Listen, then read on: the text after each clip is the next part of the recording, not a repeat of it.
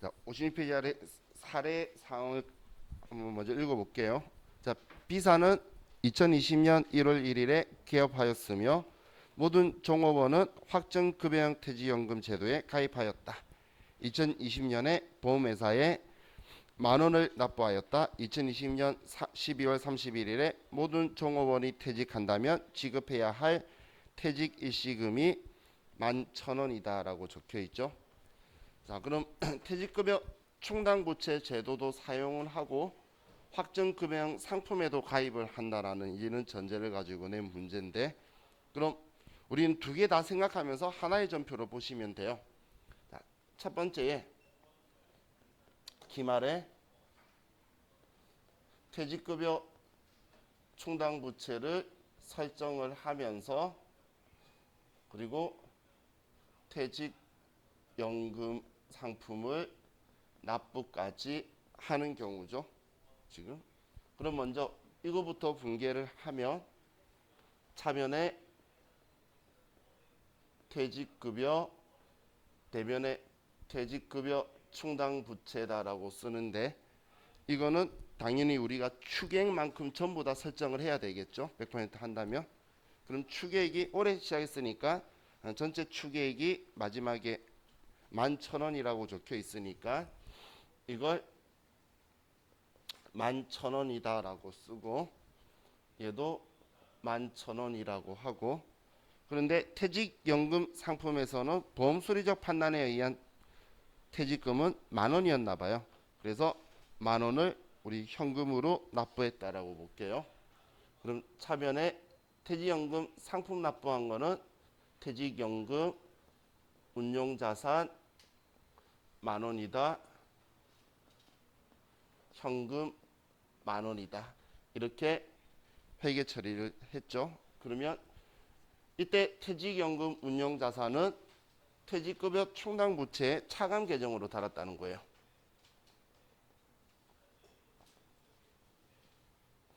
퇴직급여 충당부채의 차감 계정을 달았기 때문에 지금 부채가 11,000원이라고 잡아뒀지만 나는 이 중에 10,000원은 연금회사에 납부했으니까 연금회사가 지급을 해주겠죠. 그러니까 나의 부채가 아니에요. 그래서 재무상태표상에 1,000원만 지금 납부 안 한 거니까 1,000원만 부채로 두기 위해서 이 본 계정에 차감 계정으로 달아둔 거예요. 이 분계 이해가시죠? 그래서 지금 우리 교재 보시면 아래에 T 계정처럼 재무상태표가 있는데 부채 퇴직급여 충당부채는 11,000원이다라고 있는데 이거의 차감 계정으로 10,000원이라서 부채로 인식되는 건 1,000원이다. 이렇게 표현이 되어 있는 거예요. 우리 회계에서는 마이너스를 회계에서는 표현할 때 이렇게 괄호를 쳐줄 거고, 세법에서는 이렇게 부의 표시라고 삼각형을 주로 써요.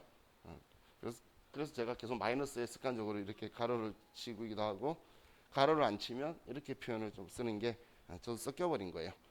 왜냐하면 그냥 이렇게 줄을 끄면 얘가 중요하다는 건지 어떤 표현인지 의미가 정확하게 나오지 않겠죠. 그래서 오인할 수 있기 때문에 이런 표현을 써요. 자, 그럼 이런 상황에서 자, 직원이 다음 연도에 그냥 퇴사해서 이걸 다 지급해 버린다고 볼게요. 그러면 첫 번째에 퇴직금을 지급하는데 이 금액이 그냥 11,000원이 지급할 돈이라고 가정을 하면, 자, 우리가 직원이 퇴사를 하면 제일 먼저 해야 되는 게 뭐죠? 직원이 퇴사했을 때 제일 먼저 해야 될 건 우리 시험에서 당연히 퇴직급여 충당부채 잔액이 얼마 있는지, 우리가 미리 비용 처리해둔 이 금액이 얼마 있는지, 퇴직급여 충당부채 잔액을 조회한다는 건 이건 반대로 퇴직급여라고 미리 비용 처리해둔 게 얼마 있는지를 조회하는 거예요. 왜냐하면 저 금액은 이번 퇴사했을 때에 또 비용 처리하면 안 되거든. 이미 과거에 비용 처리한 금액이 11,000원이다라는 거예요. 그래서 퇴직급여 충당부채 잔액을 조회하는 거예요. 그럼 퇴직급여 충당부채 잔액이 11,000원이 다 있으니까 차변에 퇴직급여 충당부채 11,000원을 지우게 되겠죠. 자, 근데 우리 회사가 11,000원을 다 줘야 되나요?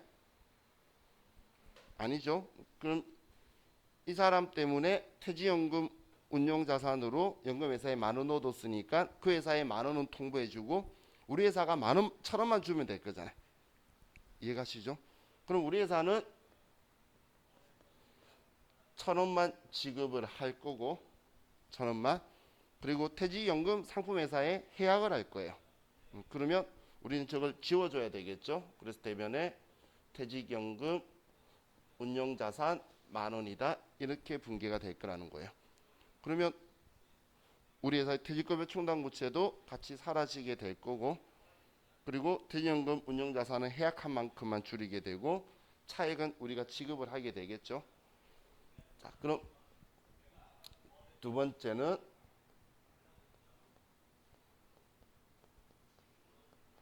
15,000원의 퇴직금을 지급해야 되는 상황이다라고 볼게요. 15,000원의 퇴직금을. 자, 그럼 어떤 상황이든 간에 우리 회사가 직원이 퇴사하면 퇴직급여 충당부채 잔액을 줘야 하는데 처음 설립한 회사니까 장부상 잔액은 이거밖에 없을 거잖아요. 그럼 일단 이걸 끌어 써야 되겠죠. 그래서 차변에 퇴직급여 충당부채 11,000원을 끌어 쓰고, 그럼 모자란 만큼은 이제 단기에 발생한 비용일 거잖아요. 왜냐면 우리 퇴직금은 1년 미만 근속자에게 퇴직급여 지급 규정은 일반적으로는 없어요. 그러면 이제 1년이 넘어가게 되면 그 다음부터는 월할 계산이에요. 그럼 이 사람이 1월 1일에 들어오지 않는 이상 기말에 설정해놓고 나서는 그만두는 날까지 퇴직금이 계속 발생하겠죠. 그래서 미리 비용 처리해둔 퇴직급여 충당부채가 한 사람만 있다면 당연히 모자랄 수밖에 없는 상황인 거예요. 자, 그럼 우리는 4,000원 모자란 만큼은 이제 단기에 발생한 비용이다. 퇴직급여 4,000원만큼 이렇게 해서 뭐 직원의 번호대를 500번이든 800번이든 써주겠죠. 자, 그럼 이제 우리 회사가 그럼 이 직원한테 우리 회사가 지급해야 되는 돈은 얼마가 되죠? 그렇죠. 5,000원은 지급해야 되겠죠. 연금회사가 10,000원은 줄 거잖아. 설정해뒀으니까. 그래서 우리 회사는 1,000원을 지급하고, 5,000원을 지급하고 퇴직연금 운용자산에서 우리가 10,000원을 지급해 줄 거다라고 이렇게 처리할 거라는 거예요. 자, 이 분계 이해 가시나요? 이 분계가 시험 제일 많이 나와요. 나중에 여러분들 보시면, 그럼 지금 이거에 대해서는 저와 같이 왼쪽에서 이야기했지만 직원이 퇴사를 하게 되면 무조건 퇴직급여 충당부채 잔액은 확인을 하는 거예요. 아무 말이 없어도.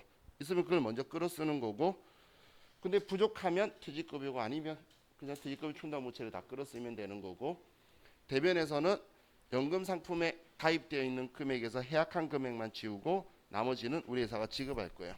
물론 좀 더 내봐야 우리가 지급하는 이 금액에 대해서만 원천징수를 할 거예요. 나머지는 연금회사가 원천징수하고 지급을 해줄 거예요. 그래서 우리가 지급하는 돈에 대해서만 원천징수를 해야 된다면 하게 될 거다. 이렇게 보시면 돼요. 자, 이게 우리 퇴직연금 상품인데 그냥 이 분계 하나만 볼게요. 만약에 그자가 안 보이니까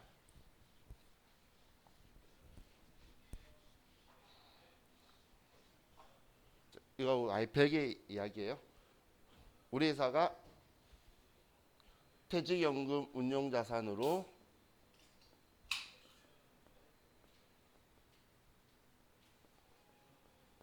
해서 얼마를 설정을 해요. 그리고 대변에 돈을 얼마 지급을 하는데, 그런데 퇴직급여 충당부채를 사용하지 않고 과거부터 연금 형태로 생각을 해서 퇴직연금 충당부채라는 계정 과목을 사용하고 있는 거예요. 퇴직연금 충당부채라는 계정 과목을 쓰는 회사도 있어요. 퇴직급여 충당부채 말고. 우리 계산 자료 입력에도 그래서 그 아래에 퇴직연금 충당금이라는 글자가 적혀 있는 거예요. 그럼 퇴직급여 충당 부채일 때는 설정할 때 쓰는 계정 과목이 퇴직급여였죠. 퇴직연금 충당 부채 때 비용 처리하는 계정 과목은 퇴직연금 충당 전입액이라는 비용 계정 과목을 사용을 해요. 제가 500번, 800번의 비용 계정 과목이라는 거예요. 그래서 얘 성격이 퇴직급여 같은 비용인 거예요. 비용 처리하는 건데 퇴직연금 충당 부채에 설정하는 비용 계정 과목이다라고 생각하시면 돼요. 그래서 저게 옛날에 나왔던 건데 우리 퇴직전환금이라고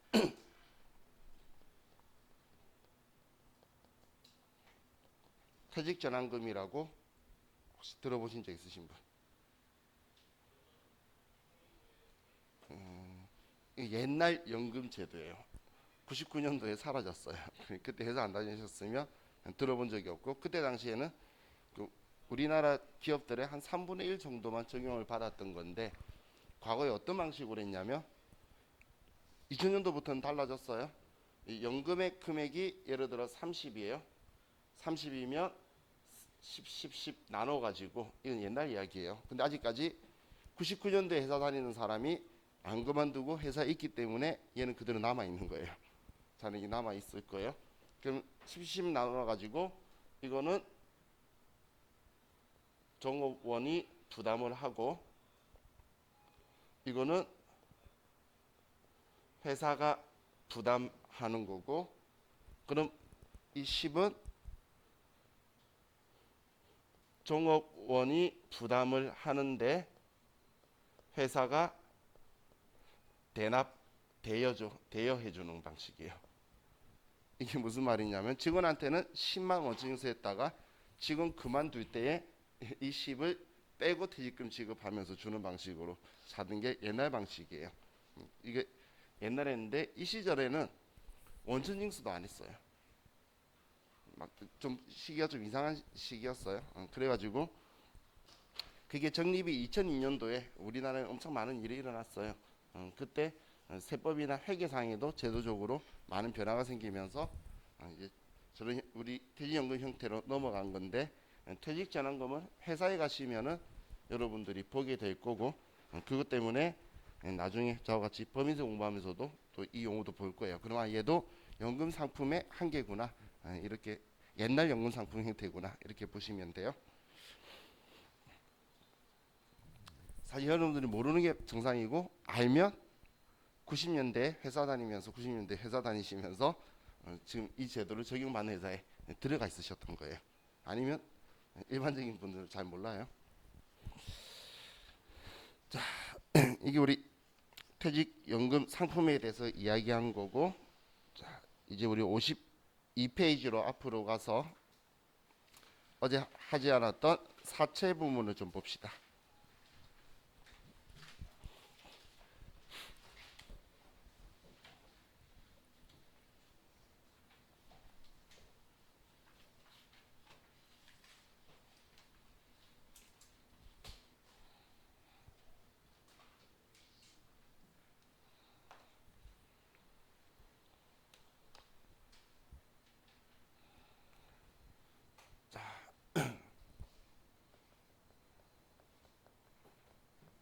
자, 이 사채라는 건 채무증권의 대표적인 기업의 채무증권의 대표적인 사례예요. 그럼 이 앞에 사자는 개인 사자가 아니고 회사 사자예요. 회사가 이제 불특정 다수에게 대량의 자금을 이제 유입시키기 위해서 차입하기 위해서 쓰는 제도인데 그럼 여러분들이 차용증하고 비슷하게 생각을 해보시면 돼요. 근데 차용증은 그 누구에게 얼마를 언제까지 지급하겠다라고 적혀 있는 거고 이 사채는 채권에 이 채권을 소지한 자에게 언제까지 얼마를 지급하고 이자를 얼마씩 주겠다고 적혀 있는 거예요. 근데 이 종이에 대해서 정확하게 이걸 지급하겠다라는 믿음 신뢰가 없다 그러면 정상적인 거래가 일어나지가 않겠죠. 그래서 우리 사채에 대한 부분은 상법에서 법으로 정하고 있어요. 그래서 법이 여러 가지의 그 다양성을 인정해 주게 되면 그러면 계속 변화를 하게 되고 정확한 기준이 안 생기겠죠. 그래서 법은 채권의 겉면에 적혀 있는 이 금액을 무조건 이행하도록 법으로 정하고 있어요. 그럼 이 겉면에 적혀 있는 내용이 뭐냐면 첫 번째가 액면가액이 적혀 있고 액면가액을 다른 말로 표시가격이라고도 해요. 표시가액 혹은 표시가격이라고도 하고 그리고 여기에 당연히 만기가 적혀 있고 그리고 액면 이자율이 적혀 있어요. 자, 얘를 다른 말로 표시 이자율이라고도 표현을 해요. 자, 그럼 예를 들면 자, 액면 가격이 100만 원이고 만기가 3년이고 액면 이자율이 10%라고 하면 그러면 이 채권을 우리 회사 입장에서는 돈을 빌려오는 건데 사람들은 채권을 사줬다고 표현을 해요. 채권 사줬다 표현하는데 돈을 우리는 빌린 거죠. 여러분 사줬지만 결국은 돈 받을 거잖아요. 그럼 우리 회사는 채권을 사준 분한테 매년 100만 원의 10%니까 10만 원의 이자를 줘야 되고 3년간 만기가 되면 100만 원의 원금을 갚을 거예요. 근데 여기에서 제일 중요한 건 이자를 10만 원보다 더 줘도 안 되고 작게 줘도 안 돼요. 그리고 돈 갚을 때도 딱 100만 원만 갚아야 되지 더 갚아도 안 되고 덜 갚아도 안 되게 무조건 이대로만 지급하도록 법이 정해버린 거예요. 그래서 이걸 그대로 이행하지 않으면 그냥 이 채권을 부도내버려요. 그럼 금융부도가 나도록 이제 상법상으로 잡고 있다라는 거예요. 그럼 이거의 장단점이 있는 게 이걸 구입해주고 돈 빌려주시는 분들의 입장에서는 이 채권에 대한 신뢰성이 생기죠. 여기에 적혀 있는 대로 무조건 이행하겠구나. 이 회사가 부도가 나지 않는 이상. 그럼 돈 갚을 이행 능력만 확인하면 이 채권은 인정할 수가 있다는 거예요. 근데 최고의 단점이 뭐냐면 이건 이 채권의 액면 이자율 이걸 변경을 거의 할 수가 없다는 게 문제인 거예요. 한번 우리가 신고를 하면서 정했으면 그리고 발행하면 그 다음부터 계속 이 이자율을 써야 되는데 근데 지금 현재 시장에 형성되어 있는 시장 이자율은 계속 변화한다는 거예요. 지금 같은 경우 우리나라 시장 이자율은 여러분들이 은행에 뭐 기준금리 이야기하고 이런 걸 이야기하는 거예요.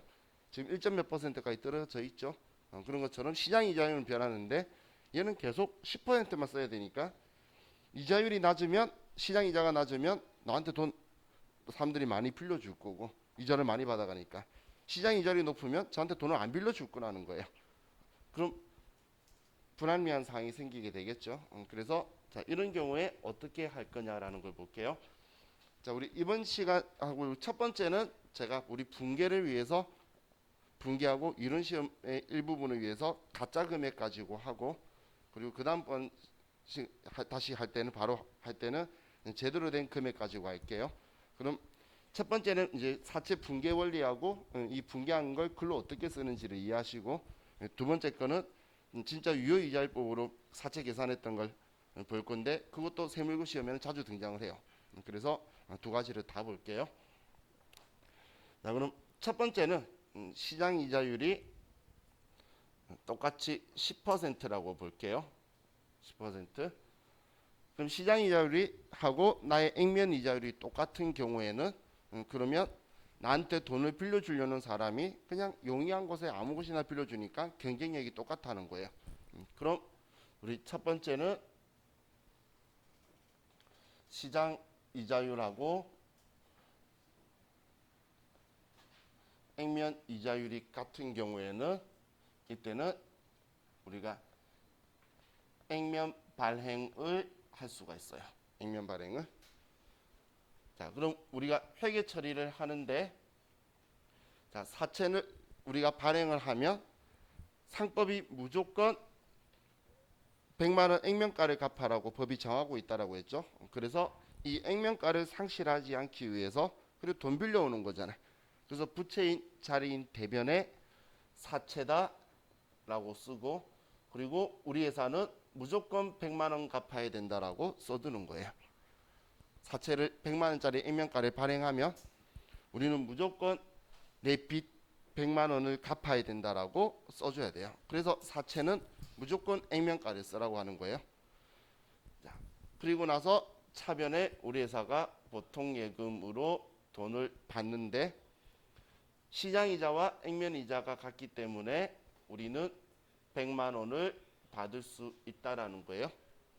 자, 그럼 얘가 이제 우리는 액면 발행이다라고 하고, 자, 그러면 우리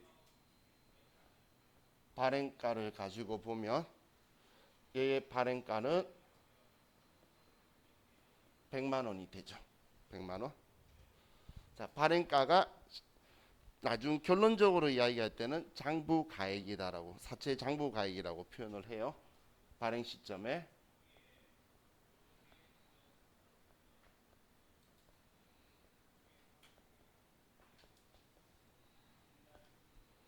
자, 그럼 두 번째,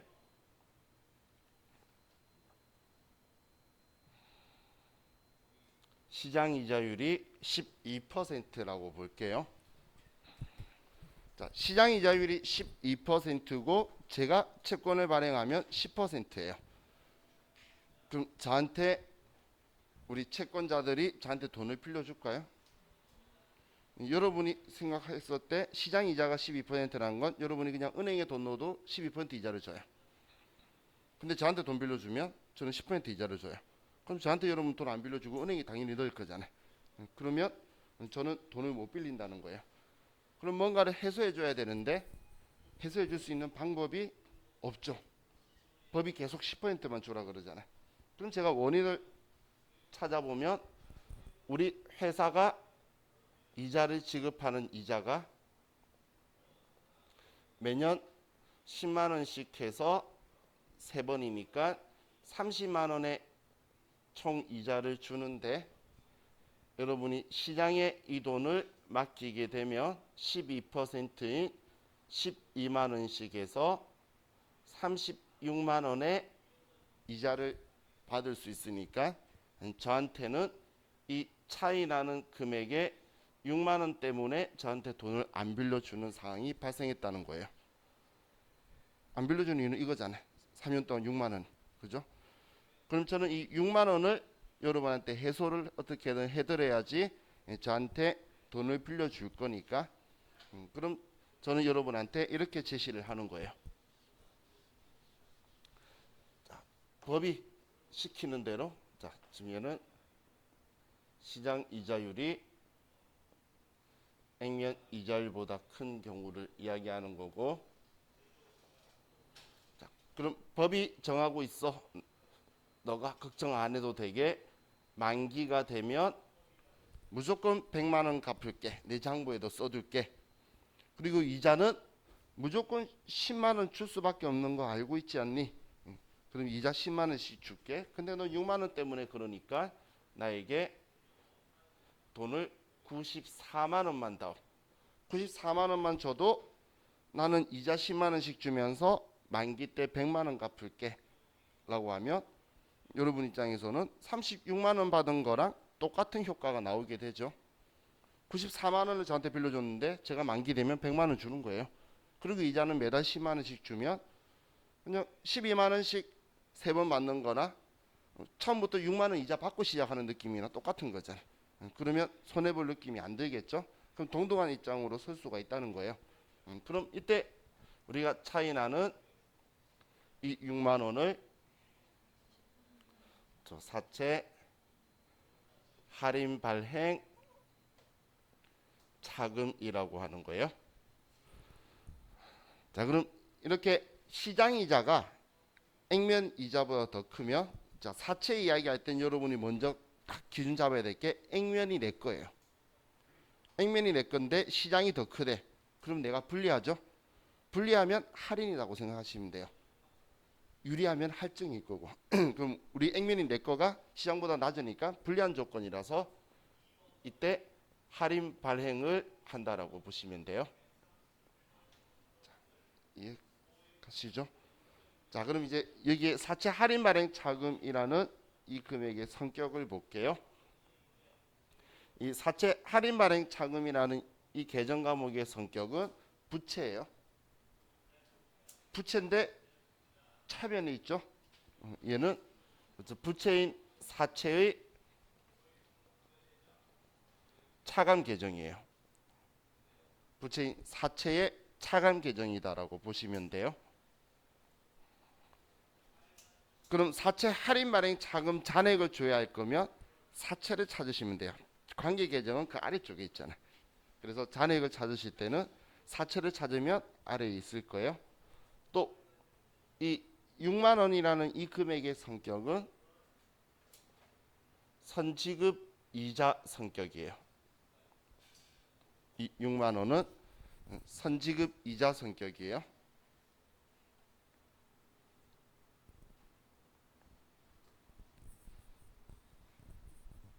자, 그러면 지금 이 할인 발행했을 때의 사채의 발행가액, 발행 시 장부 금액은 얼마가 되죠?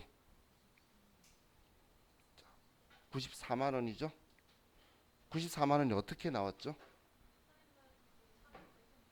그렇죠. 이게 아니에요. 제가 어제도 그랬고 그제도 그랬고 장부가액은 자기 본 계정 과목 금액에 차감 계정이 있으면 빼고 가산 계정이 있으면 더하는 게 장부가액이라 그랬어요. 이 금액은 94만 원이 아닐 수도 있어요. 그렇기 때문에 100만 원에 차감 자기 짝진 차감 계정 뺀 금액인 94만 원이 발행가액이 되는 거예요. 발행가액이. 이해가시죠? 94만 원 제가 어떻게 구했다라고 했죠? 차감 계정을 빼서 장부가액 구한 거예요. 받은 돈이 아니에요. 받은 돈이. 자, 다음 세 번째 시장 이자율이 8%예요.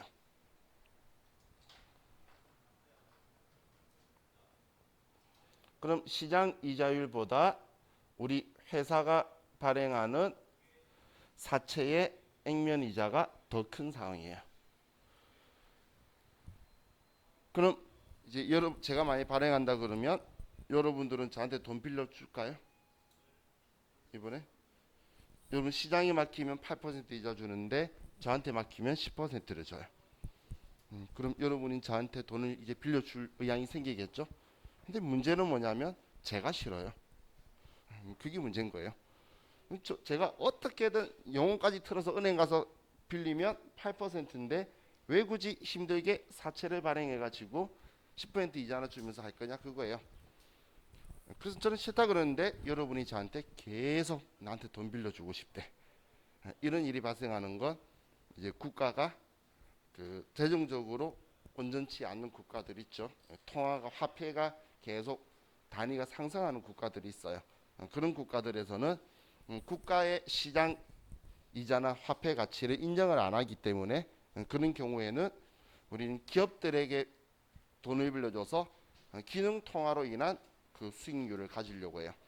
우리나라도 달러나 금을 좋아하는 이유가 우리나라의 화폐가 그래도 비교적 안정적으로 가고 있어서 그런데 과거에는 그 IMF 때나 이때는 환율이 몇백 원 됐다가 막 2천 원 올랐다가 왔다 갔다 널뛰기 하는 경우 있죠.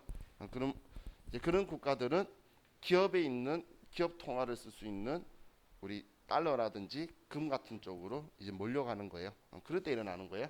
그래서 지금 현재 우리나라에서는 안 일어나는 상황이다라고 보시면 돼요. 우리나라에서. 근데 우리는 시험 목적으로 보는 거예요.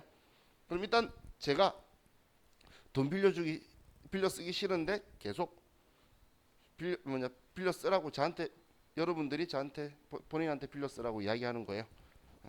그럼 제가 안 빌려 쓰는 이유는 저는 3년 동안 30만 원 이자를 줘야 되는데 시장에 빌려 쓰면은 세 번이니까 24만 원의 이자만 주면 되죠. 이면 거꾸로 제가 6만 원 때문에 여러분 돈 안 빌려 쓰는 거예요. 그랬더니 여러분이 저한테 이렇게 제안을 반대로 하는 거예요. 너 어떻게든 법은 잘 지킬 거니까 만기 되면 100만 원 갚아. 그리고 꼭 10만 원씩 이자를 줘야 돼. 그런데 내가 지금 너한테 106만 원의 돈을 빌려줄 테니까 너는 나에게 나중에 만기 되면 100만 원만 갚으면 되고 10만 원씩 이자를 주라 그러면 제 입장에선 24만 원 이자 준 거하고 똑같은 성격이 되게 되겠죠. 그럼 이 차이 나는 이 6만 원을 그렇죠. 사채 할증 발행 차금이다라고 표현하는 거예요. 자, 그러면 이 사채 할증 발행 차금의 성격은 사채의 가산 계정이에요. 그래서 사채 계정 과목을 장부에 조회하면 얘도 관계 계정이라서 얘 아니면 얘 둘 중 하나가 장부에 남아 있을 거예요. 자, 그럼 이 6만 원은 선수이자 성격이다라고 보시면 돼요. 그래서 그냥 둘 다 지금 제가 표현을 선지급이자 선수이자라고 표현했는데 그냥 선이자 성격이다라고 둘 다 이야기 표현도 해요. 이런 시험에서. 그럼 자 이걸 정리하는 거 끝나고 나서 다음 거 나면 얘네들이 왜 이자라고 이야기하는지는 여러분들이 이해하실 수 있어요. 그럼 이런 시험에 나왔을 때 사채 할인 발행 차금이나 사채 할증 발행 차금은 선이자 성격이다라고 말하면 정확한 지문이다라고 일단 생각을 하셔야 돼요. 자, 그럼 자 이걸 우리는 할증 발행이라고 하고 자 이때 그럼 사채의 발행가액, 사채 발행 시 장부 가액은 얼마가 되죠? 그렇죠. 106만 원이죠. 자, 이 본 계정에다가 가상 계정인 이걸 더한 금액. 그래서 얘는 106만 원이 사채의 발행 금액이 되게 될 거예요. 자, 이해가셨죠? 자, 분계는 간단하게 이렇게 분계를 하는 거예요. 우리 사실 분계만 가지고 말할 땐 저는 항상 이런 이야기예요. 사채 발행하면 대면의 사채 액면가 그리고 돈 받는데 액면가보다 작게 받으면 손해본 돈으로 사채 할인 발행 차금 돈 더 많이 받으면 우리는 이익 본 거를 사채 할증 발행 차금이라고 써라고 분계 목적으로만은 그렇게 이야기를 해요. 자, 우리 이번 시간은 이것만 가지고 보고 이 다음 시간에 저와 같이 이걸 좀 더